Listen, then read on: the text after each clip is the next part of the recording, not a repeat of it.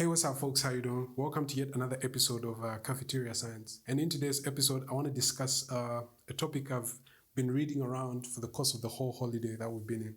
So today I want to talk about logical positivism. This is something I've been reading around since Friday, and I thought maybe to mark just the end of the holiday, something I should bring to the fore. I feel like it's basically a very interesting topic, and it comes as no surprise why a guy like me would be interested in logical positivism, because of my particular fascination with scientific thought, as well as how I feel like clear scientific thinking can help us understand our place in the human experience, as well as make sense of the world that we live in. Of course, science has its limitations and many of its flaws. Its history is riddled with all the things that a lot of great thinkers got wrong. But I feel like logical positivism is something that we can sip some deep insights from. And let me just say from the outset that logical positivism has received a lot of backlash throughout the course of history. It has received critical analysis as well as valid criticism. It should be openly admitted right at the outset that I'm fully aware of all these limitations and how, in a sense, the whole project of logical positivism is self-defeating. We'll get into that, and you get to see by the end of the video why that's the case. All I want to do in this particular video is basically just sip out the good fruits, and not throw out the baby with the bathwater. I want to take the approach through the lens of Ayer. Is a philosopher I greatly admire, as well as somebody I look up to. And I want to discuss logical positivism through his lens, through his understanding, through his philosophical output. Though he's not the primary person who, came up with the idea, but he's one of the people that popularized it to the English-speaking world. And that's the approach I want to take in this video. So with that said, at the heart of logical positivism basically is more of like a rebellion against foggy thinking. This is a rebellion against some sort of like mystical metaphysics. It's basically trying to get philosophy to be full of clarity, precision, as well as evidence-based, as opposed to just mere speculation that leads to no substantive conclusions whatsoever that can be deemed as meaningful statements. And to just help you put that into perspective, there's a quote that I kind of took note of by Ayer from his book, Language, Truth, and Logic, where he said, "The business of philosophy is not to discover facts, but to clarify the logic of our concepts." Basically, to explain that point, allow me to use a couple of examples. So, in Ayer's mind, a bad philosophical statement could be something like, the universe exudes a transcendent energy that envelopes the whole of the human experience. That's a meaningless statement because it lacks any verification whatsoever. It's not testable. It's not a statement that can fall into the category of false or true. And in Ayer's mind, a good philosophical statement could be something like, the universe is expanding at a measurable rate. This is something that you can go out there, it's testable. You have very substantive evidence to back that up. Like, so for example, the red shifting of the universe, the cosmic microwave background radiation, as well as, say for example, through theories like Alan Guth's inflationary theory of the universe, you could see testable methods to tell that the universe is actually expanding and galaxies are receding away from each other. This is something testable. It's not something that is merely speculation. So in Ayer's mind, that's like an example of a good philosophical statement that exudes meaning. But for you to fully appreciate what logical positivism entails or what it's primarily about, I feel let's give it a little bit of the history. I'm sorry, I'm going to be doing a lot of oversimplifications just to get to the point I want to get to. Logical positivism started from a group of thinkers who used to meet up in Vienna back in the 1920s and 1930s. And this group of thinkers came to be known as the Vienna Circle. And it comprised of names like Moritz Schlick, Rudolf Carnap, Otto Neurath, and others, with names that fall off the top of my head, like Kurt Gödel, Karl Popper, and many others. So these would be frequent visitors to all these dialogues that were had in Vienna. It was almost as if this was the hub of intellectual thought, where people could come together, share ideas, and debate a variety of different stuff. Ayer would visit Vienna time to time, and he was inspired by this group of thinkers, realizing that here's a group of people that actually think the way I think, and they have the sentiments that I've held on to for quite some time, which inspired him to write his book, Language, Truth, and Logic, in 1936. And he wrote it at a very young age. He was only 26. Wrote a book that sent shockwaves throughout the whole philosophical landscape. And it's a book that still ravages philosophy today, and it's one that still opens a lot of debate as well as difficult questions.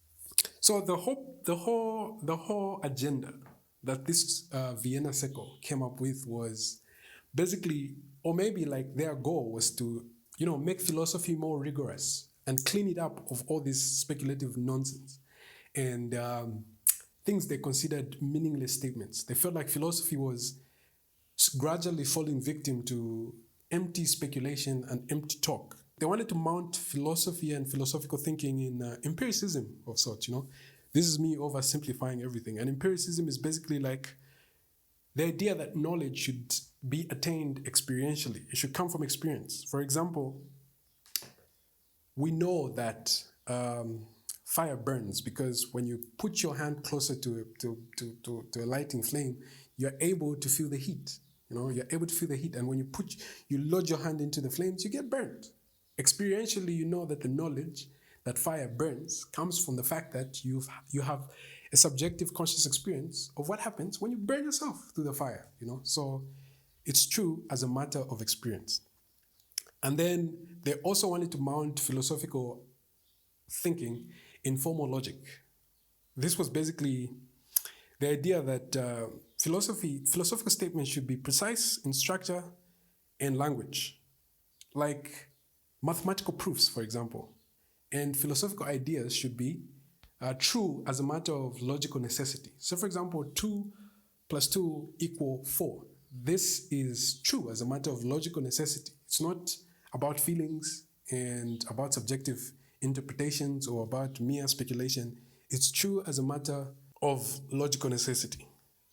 And just to give it context, the atmosphere these people were operating in, this was practically a time around or before or after, I'm not quite sure, I have to get my notes right, World War I.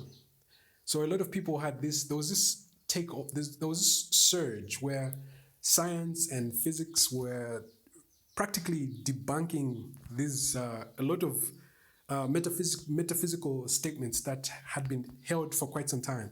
This was practically the time when Albert Einstein's general relativity and quantum mechanics was replacing a lot of old metaphysical ideas about absolute space and time. So there was that shift and that intellectual pressure. And this was a time where this group of people felt like, let's make philosophy more rigorous so that it shouldn't be just mere speculation. It should be something that's substantial, something that we can bring to the table as a solid set of ideas to help contribute to the discovery of something that can lead us to some kind of truth or meaningful statements. This was the era they practically were working around. And their goal was simple.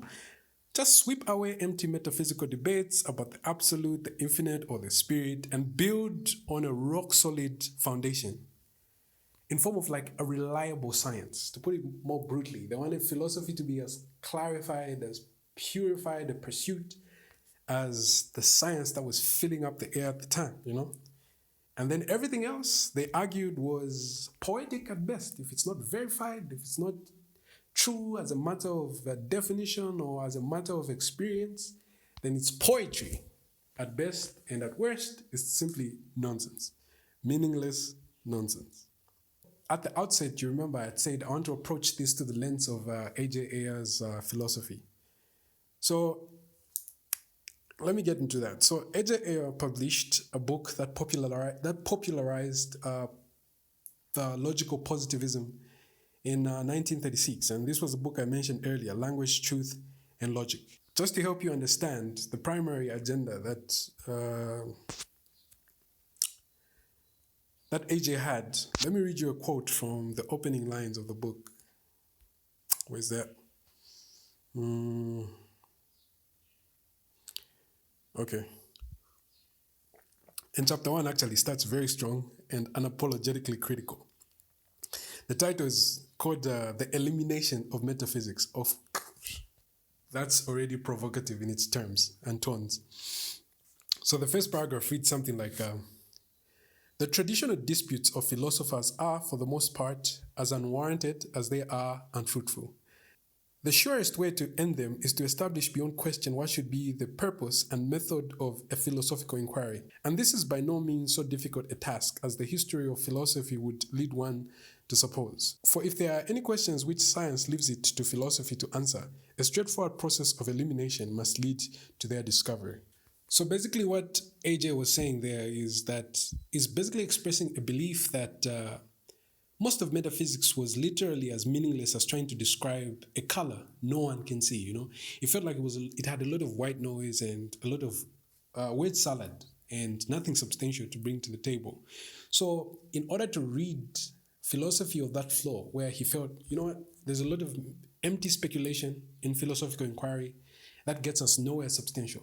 He came up with something that is called the verification principle. And the verification principle states that a statement is only meaningful if it can be verified by experience or is true as a matter of definition. I touched this a little bit in the opening. Let me give you a set of some examples to get to the point that AJ wanted to get to. So take, for example, a statement like, my dog is lying on the carpet on the floor. That's an empirically verifiable statement. And thus, it's meaningful because I can just look at the dog. I can just look on the floor. The dog is there. I can see it. It's right there on the floor. That's an empirically verifiable statement. And thus, AJ deemed it as a meaningful statement. So we basically looked at an empirically verifiable statement that is then deemed meaningful. Now let's look at a statement that is true by definition. True as a matter of definition, or is basically a tautology. This is an example that most philosophers use. It goes something like, all bachelors are unmarried. This statement is true by definition. You cannot be married and be called a bachelor. You cannot be married and deemed a bachelor. For you to be a bachelor, you have to be unmarried. So the statement, all bachelors are unmarried, is true as a matter of definition. Something that makes sense and therefore is meaningful.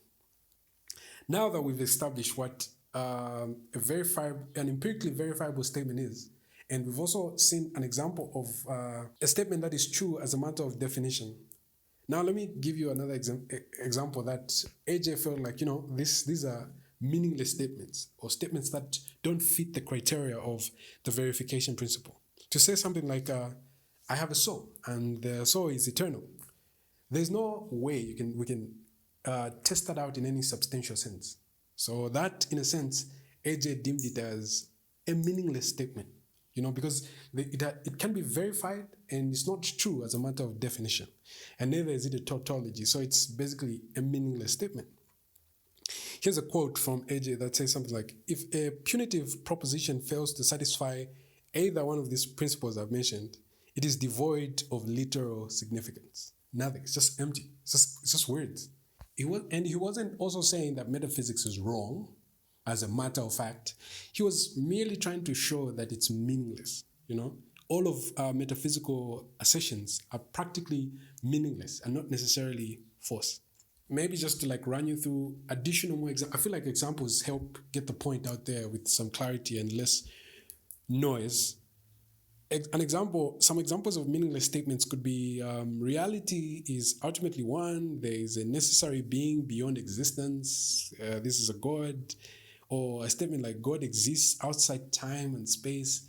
AJ felt like the fact that all these statements don't simply fit into his brute verification principle. They simply fall short as meaningless statements.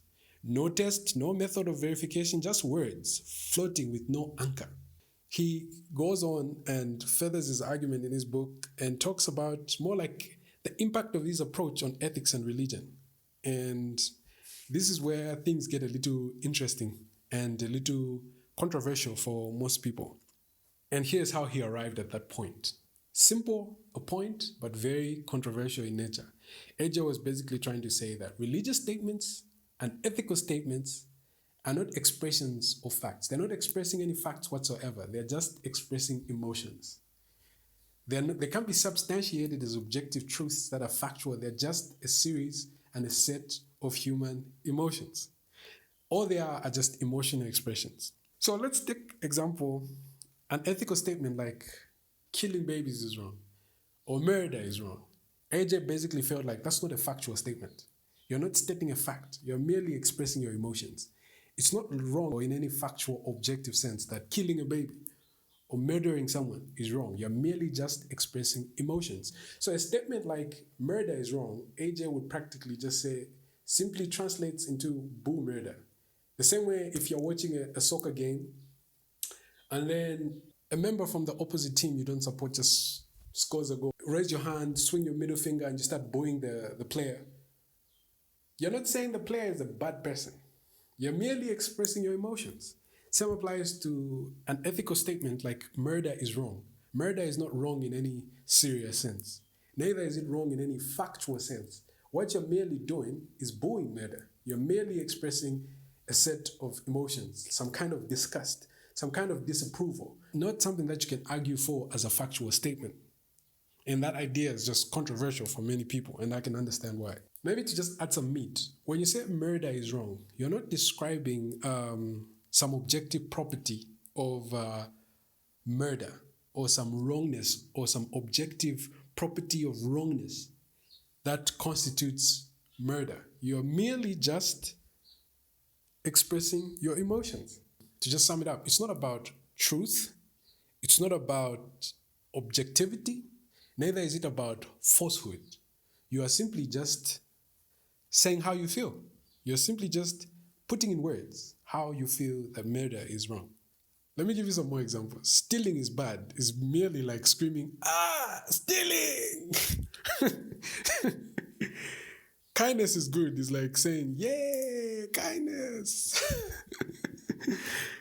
Torture is wrong. It's more like, it's like gut wrenching, Torture is wrong. But it's not necessarily wrong in any serious sense. You are just merely expressing disgust for torture. That's not a scientific claim about the structure of reality or the objective world. You are just merely emoting. And once you get to that conceptualization, you get to realize that moral debates are basically just shouting matches about feelings and conflicting sets of feelings. And then let's come to religion, which is also controversial for like a lot of people. Ayer argued that statements about God, heaven, hell, souls, miracles, cannot be testable in any serious sense, So because they can't be tested in any serious sense and they didn't strike him as some kind of tautologies, they're not necessarily false, they're just meaningless. They're just meaningless statements, You can't verify them by experience. They're simply just meaningless statements. Here's a quote. Let me read you a quote from his book. He says something like, to say that God exists is to make a metaphysical utterance which cannot be either true or false. It's just a blank statement. So if I give you other examples like God loves you are not really necessarily factual claims, it's a reassuring statement and it's reassuring in a sense, but it's not really a factual claim, It's more like just saying hooray to love, Yeah, but nothing substantial. Angels watch over you. Consoling for many people. But these are not necessarily statements that you can verify in any meaningful sense. The soul survives the death of the body, consoling to people that haven't reconciled themselves to the idea that maybe this life is all there is. But that's not a statement that you can verify in any empirical sense. Ayer's approach wasn't a perfect approach, but it was timely. And it's good to understand it in the context in which he was writing this, So some of these philosophical ideas, I feel like they're very trivialized and watered down because people kind of measure them in the lens of current times and modern times. Historical context is everything. Understand the social structure in which most of these writers were pinning down their ideas. That will help you appreciate more philosophical ideas in that manner. So some of the criticisms, the first one, which is an obvious criticism, is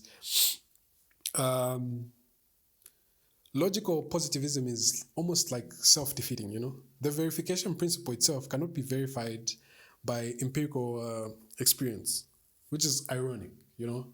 You can't verify the verification principle itself, you know? It's almost as if the foundation of their system itself is violated by the rules that AJ himself was trying to put across, you know? You can't verify AJ's verification principle. It's almost like a snake that bites its own tail.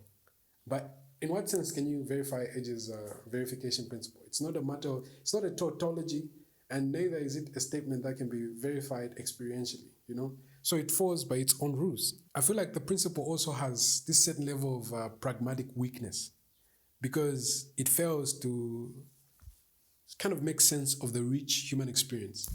It's not everything that's supposed to be verified and proved as a matter of observation, and it's not everything that needs to be necessarily a tautology, you know what I mean? Things like love, poetry are not necessarily things that should be stringent, rigidly verified in any experiential sense. This shows just how limited the verification principle is because it fails to speak to the richness of the human experience, to things like poetry and love. All these things are sort of like, you know, complex in their own nature and cannot be directly verified in any meaningful sense, but they're meaningful to us human beings. Ayer basically showed that muddy thinking must be challenged, and philosophy without rigor is merely daydreaming and empty speculation. He helped beat philosophy into precision and a deliberate sensitivity towards empiricism, you know. A lot of people used to take advantage of all these pointers. I feel like AJ mounted a very, very great challenge towards the whole field of philosophy. And personally, I feel like our greatest challenges are our greatest teachers. So there's a lot we can learn from AJ's approach as well as the whole brand of logical positivism. And this is something that personally I take into account as I, you know, digest my philosophical material as well as my scientific material, and even just in my pursuit for knowledge and trying to make sense of the world that I live in, as well as seeking purpose and finding meaning in my life. Precision, clear language, clear thinking, and being true to yourself. I think those are key pillars that I learn every day by listening to AJ's lectures and reading his books. And this is something I would encourage you to do. So pick up language, truth, and logic, and read it. So yeah, until next time, may the Lord stay with you. Yeah.